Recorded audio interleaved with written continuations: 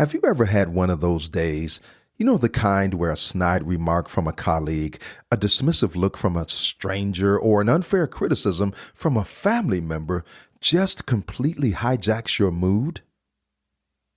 You find yourself replaying that moment over and over in your mind, feeling a knot in your stomach or simmering with anger hours later. If you have, you're absolutely not alone.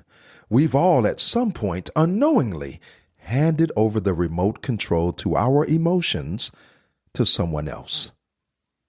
Now, I want you to tell yourself right now that that way of living ends today. Hello and welcome to the Due to Expire podcast. I'm your host, Corey Kennard. Thanks for joining me. Now, let's grow.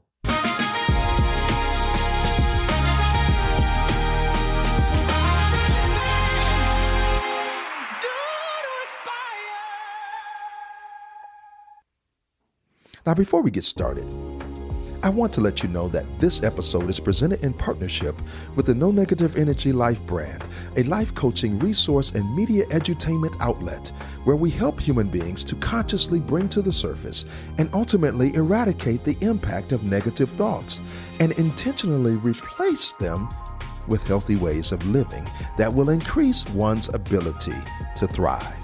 Check us out at nonegative.energy. That's no negative, all one phrase, .energy. Now, unfortunately, we've allowed the words of others, the actions of others, and even the perceived judgments of others to dictate how we feel inside. But what if I told you that this doesn't have to be your reality? What if I went on to tell you that the power to decide how you feel is yours and yours alone? Think about it. When someone says something hurtful, the meaning and the emotional impact those words have are entirely up to us. In starting off, let me make this point abundantly clear. No one, absolutely no one can make you feel anything you don't choose to feel.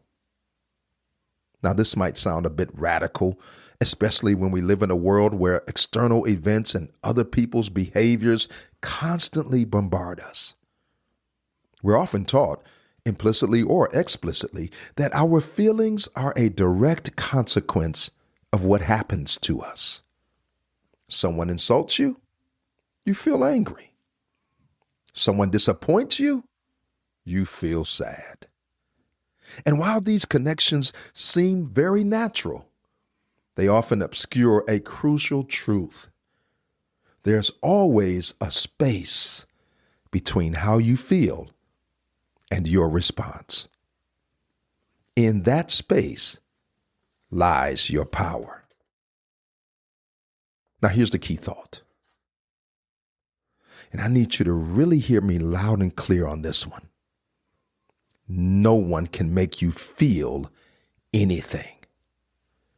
They can say things, they can do things, but your emotional response is ultimately a choice.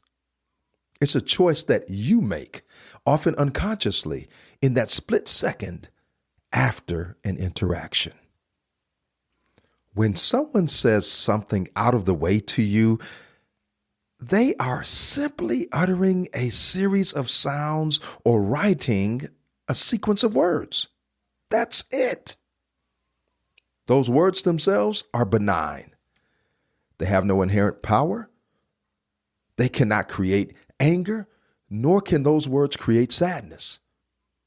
The meaning and the emotional impact that those words have are entirely created by you.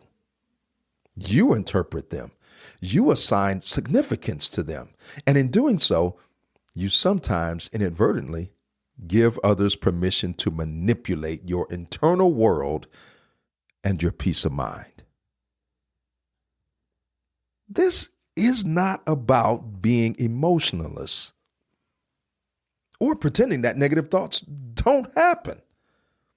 Life throws curveballs, and people can be genuinely difficult. Trust me, I know.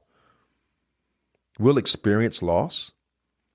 We'll experience disappointment, and we will experience frustration.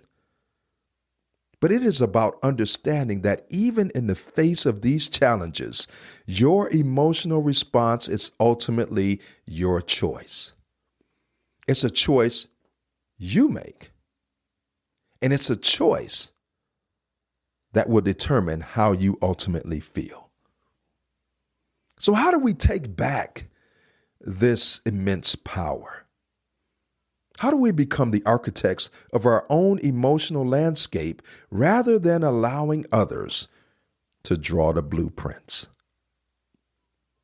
Well, today I have 5 things that you must do in order to reclaim your authority over your own life. The first thing I want you to do is this. The next time something happens out of the way, something that makes you feel angry, upset, I want you to observe without absorbing. Let me say that again. Observe without absorbing.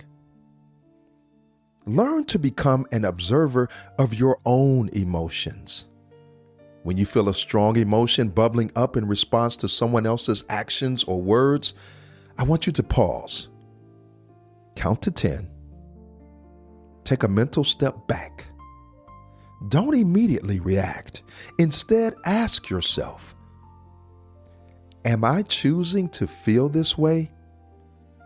Or am I allowing their actions to dictate my internal state? This simple act of observation creates a crucial space between the stimulus, what was said or what was done, and your response. The second thing I want you to do is challenge the narrative. Often the reason someone else's words or actions affect us so deeply is because we immediately construct a narrative around them. They think I'm incompetent, or they don't respect me, or I'm not good enough. These narratives, while seemingly automatic, are often assumptions. Instead of accepting them as undeniable truths, I want you to challenge them. Is there another way to interpret the situation? Is their behavior truly about you? Or is it perhaps a reflection of their own insecurities? Maybe they're having a bad day, or are they dealing with something that you don't know about, a personal struggle that they're taking out on you? You see, most of the time, other people's actions are far more about them than they are about you. Thirdly, understand your triggers. We all have emotional hot buttons, right? Specific words, tones, or situations that tend to provoke a strong reaction. Taking the time to understand your personal triggers is incredibly empowering. When you know what tends to set you off, you can develop strategies to navigate those situations more consciously. Maybe you decide to limit exposure to certain individuals, or perhaps you practice a specific mindfulness technique when you feel a familiar trigger starting to activate. Self-awareness is your greatest tool here. Our fourth thing is this, and we all need this one, trust me. Learn to set boundaries. Now, this isn't just about physical boundaries, but emotional ones. You have every right to decide what you allow into your emotional space. If someone is consistently bringing negativity, attempting to manipulate you, or trying to undermine your sense of self-worth, you can choose to limit your interaction with them. More importantly, you can choose to emotionally disengage from their attempts to control your feelings. Remember, your emotions are your most valuable currency. They influence your energy, your decisions, and your overall well-being. Don't let anyone devalue that currency. Recognize that the power to feel joy, the power to feel peace, the power to be resilient, or even the power to be angry when it serves you resides entirely within you. This doesn't mean you don't care. It means you care enough about your own well-being to protect your inner peace. Remember, no is a complete sentence when it comes to safeguarding your emotional health. The fifth thing that I want to share with you today in taking back the remote control to your life is this: cultivate self-compassion. Hear me when I say this statement. Be kind to yourself through this process. You see, reclaiming your emotional power isn't about never feeling negative emotions. That's unrealistic, and guess what? It's unhealthy. This process is about recognizing that when these emotions arise, you have the agency to choose how long they stay, how much power they hold over you, and whether they lead to a constructive response or a destructive spiral. Practice self-compassion when you slip up, because you will.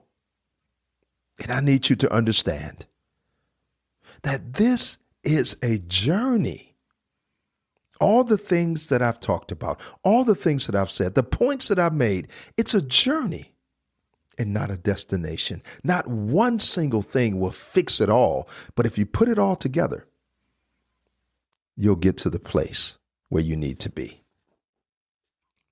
So, as we come to the end of this podcast, the next time that someone tries to take the remote control to your emotions, remember to firmly decline.